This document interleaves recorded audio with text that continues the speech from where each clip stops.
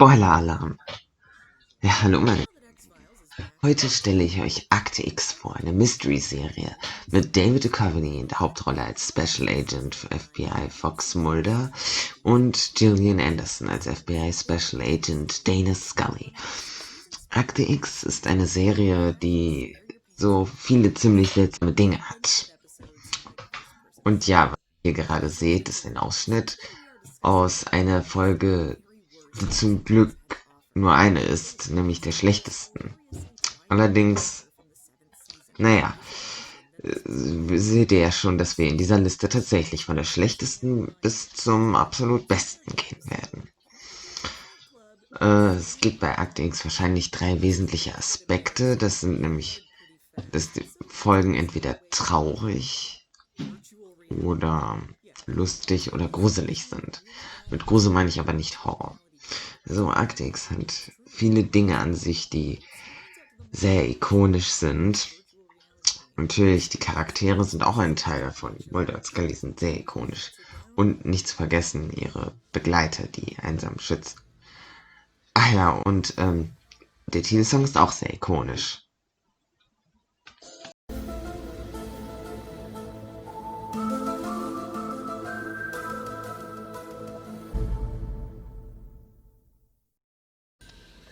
Top 10 Folgen in der Quarantäne-Edition.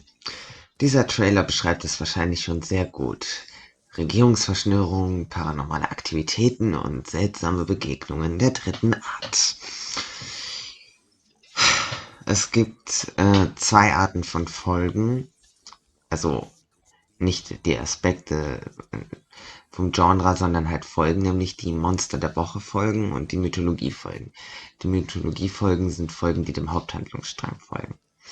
Staffel 1 ist dabei der Anfang, wo man sich eher Zeit nimmt, die Charaktere einzuführen.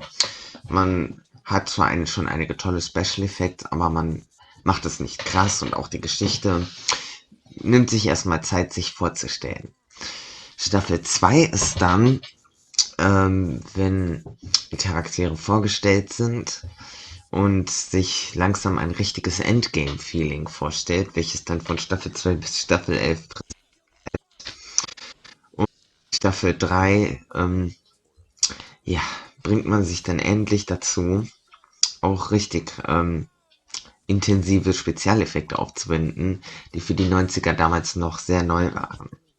Und ist trotzdem irgendwie süß, dass es auch noch VHS-Kassetten gibt von Akte X. Also versuche ich euch noch ein bisschen über Akte X zu erzählen, bis wir dann mit den Folgen anfangen. Also Akte X hat insgesamt 218 Folgen und 2 Spielfilme, wovon jeweils 202 Folgen plus ein Spielfilm von 1993 bis 2002 liefen. Und ja, wichtig zu erwähnen wäre natürlich auch die Romanze zwischen Mulder und Scully, die auch sehr ikonisch ist. Aber es ist trotzdem manchmal sehr frustrierend. Die vielen Fanvideos drücken das wahrscheinlich auch aus. Das war's zur Originalserie, doch 2016 und 2018 gibt es noch eine jeweils 10. und 11. Staffel, die sich noch einmal der übrig gebliebenen Wahrheit von Staffel 9 wenden. Auf Deutsch läuft die Serie auf Pro7. Und ja, es ist schwierig, euch die ganze Serie jetzt vorzustellen in einem Video, aber ich hoffe, ich kann euch mit diesen Quarantänefolgen, die entweder das Thema irgendwo gefangen sein oder halt Krankheiten haben, ein bisschen Akte X näher bringen. Fangen wir an. Platz 10 belegt Game Over. Ja, ich sagte, wir fangen mit einer der schlechtesten Folgen überhaupt an. Und ich würde mal sagen, das ist sie. Wo ich doch gerade erwähnte, dass die Special Effects sehr gut sind, hier, naja, soll ein Videospiel dargestellt werden. Und Menschen können darin sterben, also wirklich sterben in einem Videospiel. Es macht nicht wirklich viel Sinn, weil der das Ganze hier geschrieben hat, offensichtlich auch nichts davon davon versteht. Aber es ist halt diese Art von Folge, die so schlecht ist, dass sie auch wieder amüsant ist. Und ja, hinter dem Ganzen scheint also eine Videospielcharakterin namens Maitreya stecken. Und jetzt schaut euch das hier an. Die Hardcore-Musik im Hintergrund untermalt schon, aber Mulder und Scully in diesem Kostüm ist wahrscheinlich der einzige Grund, weswegen diese Folge wirklich sehenswert ist. Oh, und natürlich unsere anderen Nebencharaktere, nämlich die einsamen Schützen, sind in dieser Folge auch präsent. Aber alle sind hier ein bisschen out of character geschrieben. Trotzdem amüsant. Machen wir mal weiter. Unseren Platz 9 belegt auch wieder eine etwas seltsamere Folge von Akte X, nämlich Die Geister, die ich rief. Es gibt ja auch einen Film, der danach benannt wurde. Ein Spaß, andersrum. Die Folge wurde nach einer berühmten Geschichte benannt. Nun, Mulder trifft sich mit Scully an Weihnachtsabend, um Geister jagen zu gehen, wie er nun mal ist. Und er kann halt Scully mit reinlegen, dass sie mit ihm in das verfluchte Haus kommt, wo sie dann 2 Weihnachtsgeister treffen und mit ihnen eingesperrt werden. Eine Folge mit Geschenken und halt ganz weihnachtlich und auch etwas lustig. Diese Folge ist auf Englisch bestimmt richtig lustig zu schauen. Ich kann gleich mal Clips einzeigen. Aber vor allem spielen in dieser Folge Ed Asner und Lily Thompson mit. Oder so ähnlich. Sorry, ich glaube, ich habe den Namen falsch. Die auch eine ziemlich gute Performance machen. Lasst euch das einfach mal auf der Zunge zergehen.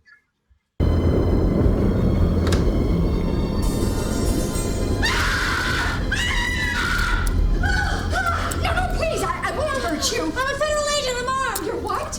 I'm armed. You said you're what? I'm armed. You're a federal agent. Please. I'm a little. Das Ende mit ganz viel Geschrei. It's not funny. I think there's a hiding space under the 8. Home, oder wie der Titel auf Deutsch lautet, Blutschande. Blutschande. Die nicht weiter erklärt werden muss. Platz 7, Tunguska Teil 1 und Tunguska Teil 2. Mulder kommt nach Russland bezüglich eines Virus, welches sich das schwarze Öl nennt. Es wird schon in Staffel 3 vorgestellt und wird von den Russen gefangen genommen, um einen Impfstoff an ihm zu testen. Und ja, natürlich sind wieder die Russen der Wurzel alles Übels.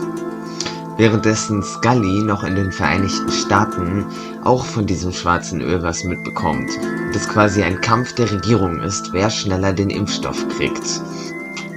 Definitiv eine actionreiche Folge, die eher das Thema Krankheit besiegelt. Platz 6, Unter dem Bett. Es ist mehr wieder eine Folge, die nicht über Krankheit, sondern an einem Ort gefangen handelt. Nämlich kommt da ein Charakter, der in Staffel 8 vorgestellt wird, nämlich Agent Leia Harrison, die vorher die Buchhaltung war und jetzt unter bestimmten Umständen direkt zur Agentin befördert wurde. Sie fährt zu einem irgendwie entfernten Verwandten, bei dem es scheinbar Monster gibt. Und auch wenn der neue Ersatz für Mulder und Scully in Staffel 9, Doggett und Reyes, dem Ganzen erst nicht glauben, tja, ist es halt so, dass die Monster sie daran hindern, wieder zu gehen und sie das Ganze aufhalten müssen. Hier gibt es natürlich auch wieder tolle Performances von allen, eine spannende Folge mit einem wieder etwas unerwarteten Ende.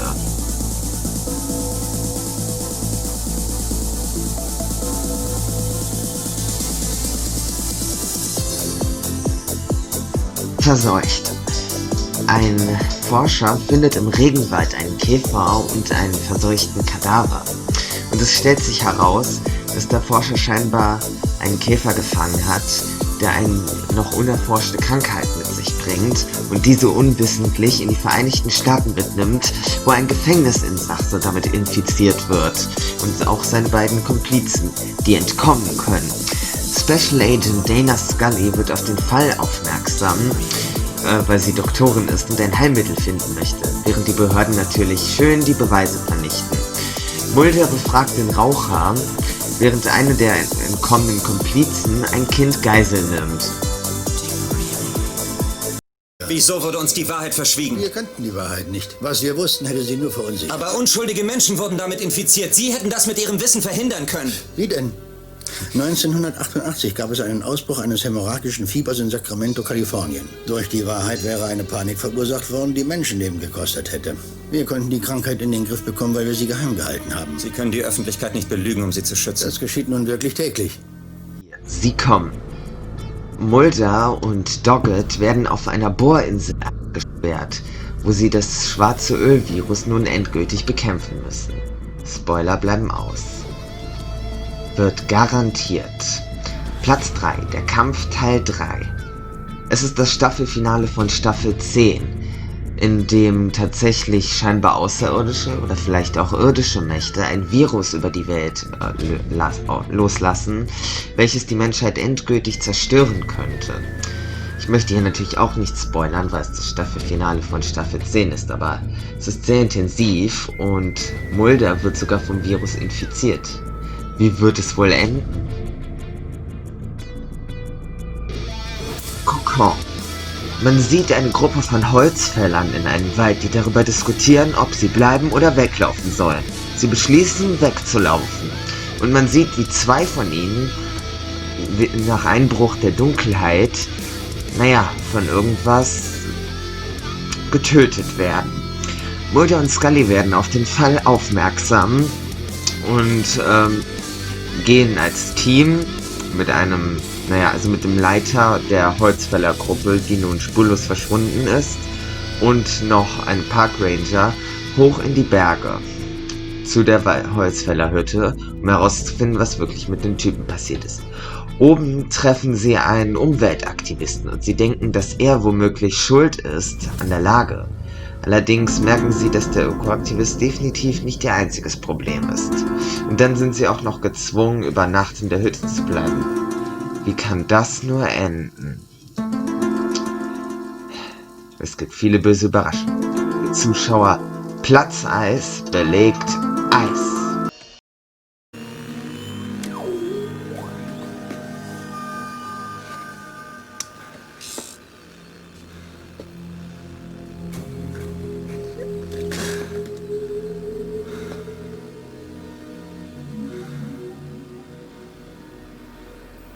Wir sind nicht.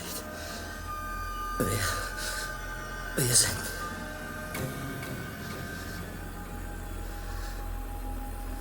Wir sind nicht. Wir sind. So kann das nicht weitergehen. Das muss aufhören. Und zwar gleich. Den Leichen einen letzten Forscher.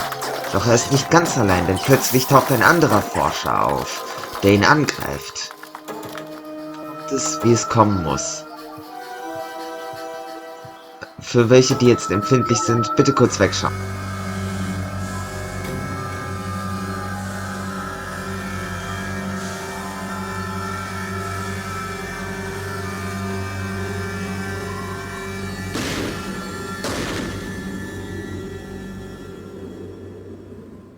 Reisen Mulder und Scully wieder mit einem Team in die Antarktis, um herauszufinden, was mit dem Forscherteam dort geschehen ist. Sie werden direkt von einem Hund angegriffen, der bestimmte, so Blasen-Pocken-ähnliche Dinge aufweist. Und sie entdecken ziemlich schnell, dass sich in dem Hund ein Wurm befindet, der ihm zu aggressivem Verhalten zwingt. Das ist eine Art Krankheit. Der Pilot wird auch infiziert. Und als sie versuchen, den Wurm aus ihm zu entfernen, um ihn zu heilen, stirbt der Pilot leider auch mit. Nun fängt es an, dass sich alle anfangen zu misstrauen, weil sie wissen, dass einer von ihnen noch infiziert ist. Es ist nun Mulder und Scully gegen diese anderen beiden da. Und sie beschließen halt, einzusperren, weil alle denken, Mulder wäre der infiziert ist. Scully kommt, um ihn auszuchecken und, stellt fest, dass er nicht infiziert ist. Allerdings ist es Scully oder eine der anderen, die infiziert sind. Es ist definitiv